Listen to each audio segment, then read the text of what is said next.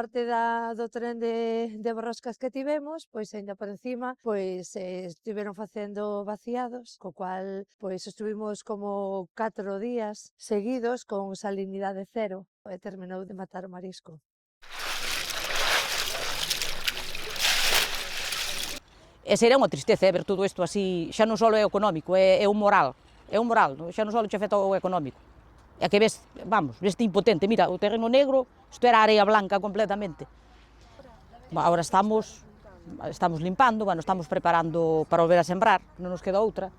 E antes, claro, hai que sacarlle todo que hai por medio, o podrido, se non pudre o terreno e queda feo, vamos. E ademais non prendería a semilla.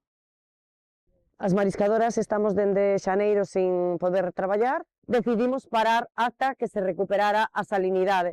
A salinidade non só non se recuperou, sino que foi a peor e estuvemos en torno a 15-20 días coa salinidade a cero, o que fixo que morrera todo o marisco e agora pois non podamos traballar.